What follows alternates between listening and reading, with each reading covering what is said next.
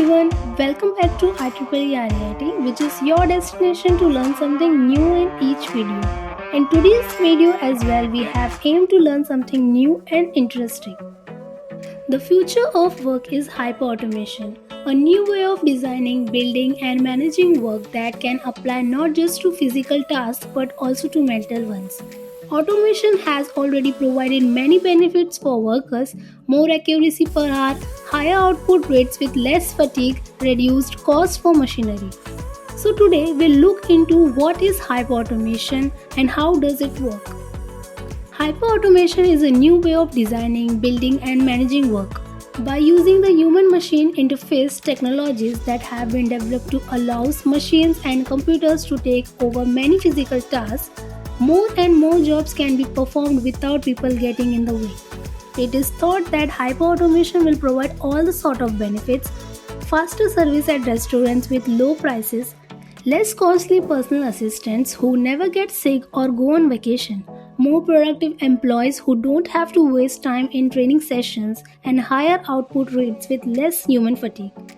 It will also be easier to hire workers who do not have a high school diploma, as they will be able to apply online without even having to have a phone. But hyperautomation will also require a change in the way we think about work and workers.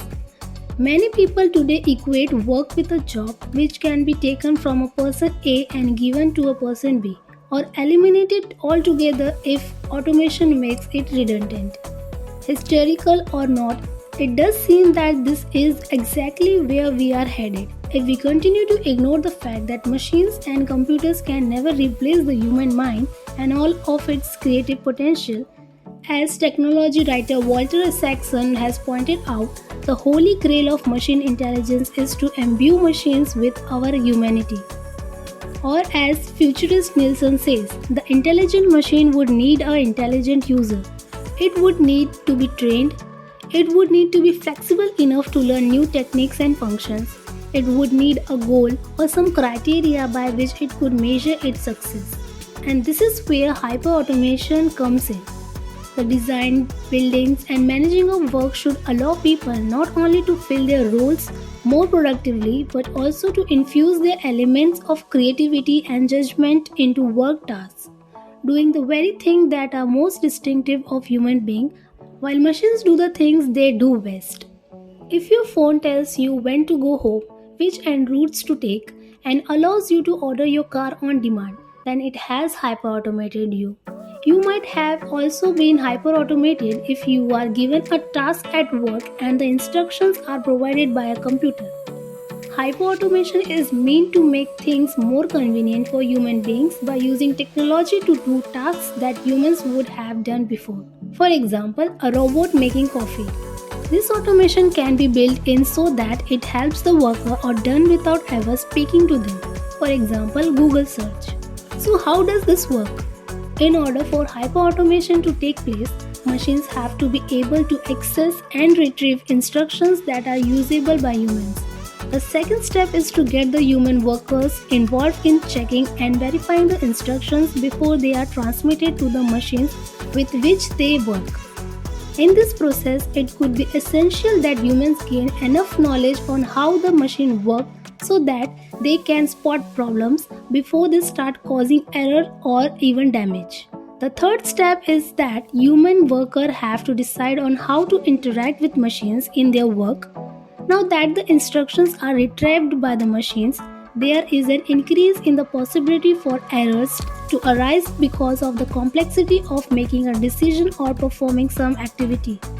It can be essential that humans are able to deal with these complex systems by using a combination of their prior knowledge, past experience, and institution.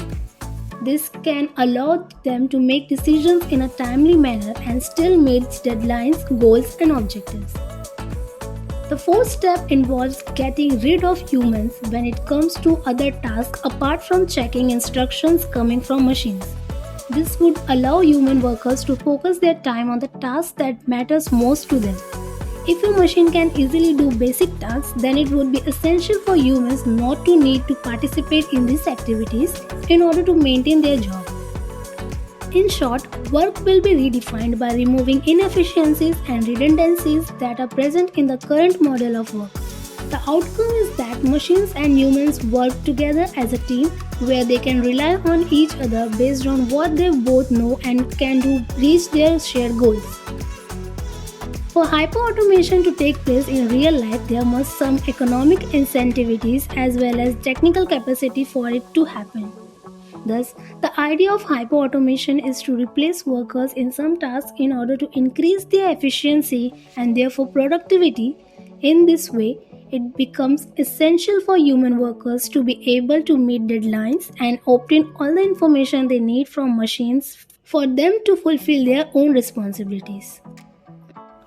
That's all. Hope you learned something new in this video, and if you did, make sure you like, comment, share, subscribe and hit the bell icon to stay updated. Thank you.